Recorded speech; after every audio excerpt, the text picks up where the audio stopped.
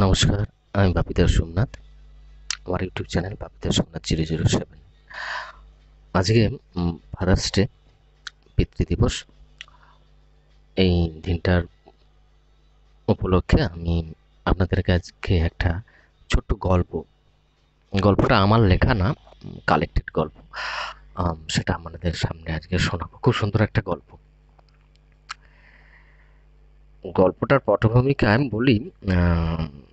একটা ভদ্রলোক, তার একটি ছেলে এবং তার বাড়িতে একটি সহযোগী থাকেন, মানে কাজকর্ম টুকটাক করে দেওয়ার জন্য। ভদ্রলোক স্ত্রী মারা গেছেন। ছেলেটি এখন বড় হয়েছেন, এখন কলেজে উনি পড়েন। এরকম একটা পটভূমি আর কি।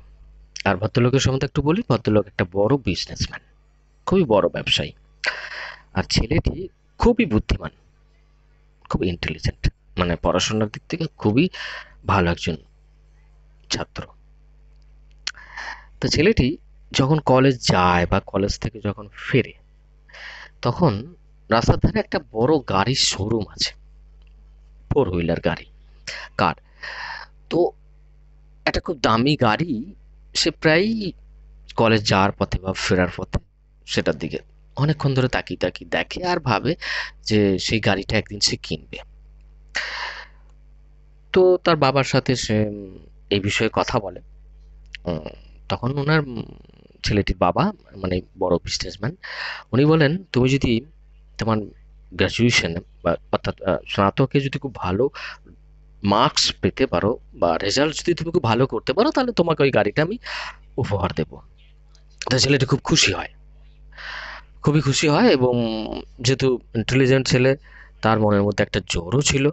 তো সেটা থেকে সে আরও পড়াশোনা করতে থাকে যাতে খুব ভালো রেজাল্টে সে গাড়িটা পাবে। এবং বাবা যখন বলেছে অবশ্যই তাকে সে গাড়িটা সে দেবে, সেই ভাবনা নিয়ে সে মনের মধ্যে একটা স্বপ্ন বুনতে শুরু করে যে আমি এই গাড়িটা পাবো, আমি এটা করব ওটা করব, এরকম একটা স্বপ্ন ছেলেটা মনে মনে বুনতে শুরু করে, খুবই আনন্দে থাকে। ফাইনালি সেই দিনটা এলো, যেদিন ছেলেটা স্নাতক পরীক্ষা দিয়েছে এবং খুব ভালো রেজাল্ট করেছে। তো খুবই আনন্দ ছেলেটির। বাড়ি গিয়ে তার বাবাকে সেটা দেখাবে, হ্যাঁ, বলবে গাড়িটা দেওয়ার জন্য। ঠিক আছে। তো বাড়ি গিয়ে তার বাবার সাথে কথা হলো এবং বাবা তার সঙ্গে কিছুটা সময় নিল তাকে উপহার দেওয়ার জন্য। সন্ধ্যের সময় বাবার যে অফিসিয়াল চেম্বার আছে সেখানে দেখা করতে বললো ছেলেটিকে। ছেলেটি খুবই আনন্দ আত্মহারা, বন্ধুদের মাঝে সমস্ত কথা খুলে বলল সেই গাড়িটি পাবে। এই ধরনের বিভিন্ন কথা হলো, খুব আনন্দে কাটালো সারাদিনটা। সন্ধ্যের সময় বাবার অফিসে গেল। ওখানে যখন বাবার অফিসে ঢুকলো, ছেলেটি ভাবলো বাবা হয়তো এবার গাড়ির চাবিটা আমাকে দেবে। তো বাবার চেম্বারে যখন ছেলেটি ঢুকলো, বাবা বসেছিলেন। তো বাবাকে গিয়ে চাইলো যে কই আমার গিফটটা দাও এবার। বাবা তখন একটা মহাভারত, বাংলায় লেখা যে মহাভারত হয়, সেই মহাভারতের বইটা এগিয়ে ছেলেটার দিকে এগিয়ে দিল এবং বলল, এই নাও তোমার উপহার। একটি ইয়াং ছেলে, সে বন্ধুদের মাঝে এত কিছু বলে এসছে, নিজের মনের মধ্যে একটা স্বপ্ন বুনে রেখেছিল গাড়িটার ব্যাপারে। তো সে যখন এই জিনিসটা পেল না, প্রচণ্ড ক্ষুব্ধ হয়ে গেল ছেলেটি। এবং যা না খুশি ছেলেটি তার বাবাকে বলতে শুরু করে দিল যে এটা আমার জন্য এনেছো, এই গিফটটা নিয়ে আমি কি করব, এটা আমার গিফট না, এটা আমি নেব না। তারপর সেই মহাভারত বইটা সে ঘরের টেবিলের ওপর ছুঁড়ে দিয়ে চলে গেল বাবার চেম্বারে এবং বাবাকে বলে গেল যে জীবনে আমি কখনো তোমার সাথে এই বাড়িতে আমি আর থাকবো না। এই কথাটা বলে ছেলেটি বেরিয়ে চলে গেল। তো বাবার যে সহযোগী ছিল, বাবার যে কাজকর্ম করে দিত ওদের দুজনের সহযোগী ভদ্রলোকটি আজ 30 বছর ধরে বাড়িতে রয়েছে। ভদ্রলোক বাবাটিকে খুব বোঝালো ছেলেকে ফিরিয়ে আনার ব্যাপারে। তো বাবাটি আর এই বিষয়ে কোনো কথা বললো না, ছেলেটি চলে গেল। এরপর কেটে গেল 25-30 বছর। ছেলেটি আজ প্রতিষ্ঠিত। ছেলেটি শুধু প্রতিষ্ঠিত বললে ভুল হবে, সেও একজন বড় ব্যবসায়ী হয়ে গেছে, অন্য একটি শহরে থাকে। এই যে সহযোগী লোকটির কথা বলছি, এ টুকটাক করে ওই ছেলেটির সাথে যোগাযোগ রাখতো। বাবাটাকে কোনোদিন এই বিষয়ে কোনো কথা সহযোগী লোকটি জানায়নি। তো বাবাটি কোনো খোঁজ নেয়নি, ছেলেও বাবার কোনো খোঁজ নেয়নি। তো এইভাবে চলতে থাকে। ওই যে বললাম 25-30 বছর পর হঠাৎ একদিন সহযোগী লোকটি ছেলেটিকে ফোন করলো যে বাবার খুব শরীর খারাপ, যদি পারো একবার আসতে পারো। তো ফোনটা পাওয়ার পর ছেলেটি তার বাড়ির সামনে যে বাগান আছে সেখানে বসে চা খাচ্ছিল তার ওয়াইফের সাথে। তো ভদ্রলোকের এই শরীর খারাপের ফোনটা পেয়ে অনেকক্ষণ ধরে অনেক কিছু ভাবলো। ভাবার পর সে স্থির করলো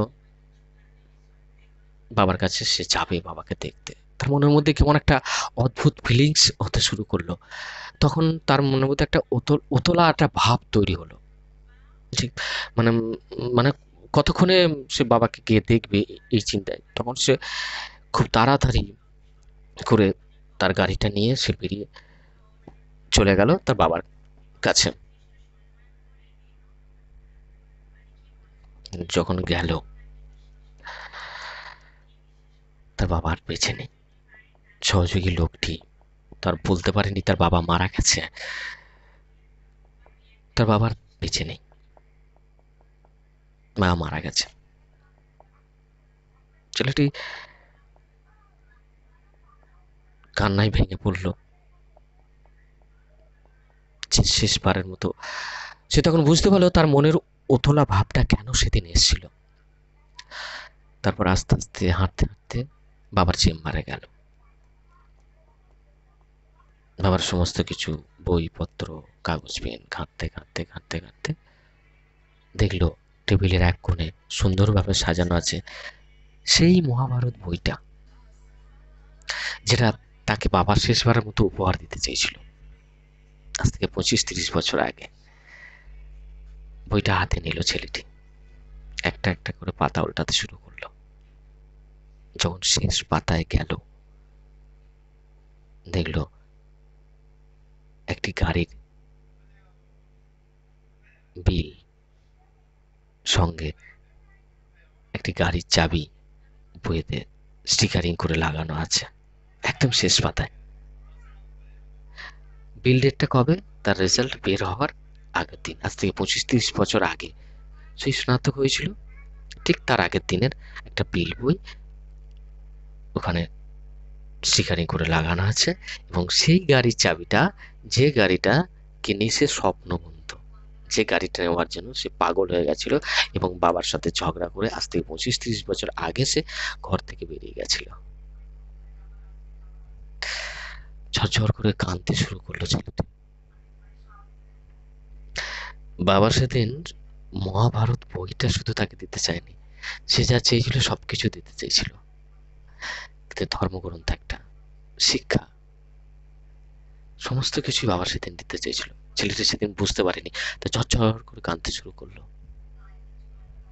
কত সুন্দর একটা গল্প, কতটা উপস্থাপনা করতে পারলাম জানি না, দারুণ, মানে যতটা বলতে পারলাম নিশ্চয়ই বুঝতে পেরেছেন মানে কত সুন্দর একটা মানে সিচুয়েশন। তাই জীবনে আমাদের গুরুজনরা আমাদের, আমার একটাই কথা যে আমি যখনই আমাদের গুরুজনদের কাছ থেকে কিছু চাইবো বা প্রত্যাশা করব, সেই প্রত্যাশার ফল হিসেবে তারা যদি আমাদের সাময়িকভাবে মনে হয় ওটা দিচ্ছে না, বা মনে হয় ওটা আমার যেটা চাইলাম সেটা পেলাম না, তবু না করতে নেই, আশীর্বাদ স্বরূপ নিয়ে নিতে হয়। যদি না নেই ছেলেটির মতো আজ থেকে 25-30 বছর পরে বা অন্য কোনো সময়কে যাতে আফসোস না করতে হয়। তাই গুরুজনদের যদি মাথায় হাতও রেখে দেয় সেটাই অনেক বড় জিনিস। সত্যি আমার গল্পটা খুব ভালো লেগেছে, তাই আমরা আপনাদের সাথে শেয়ার করলাম।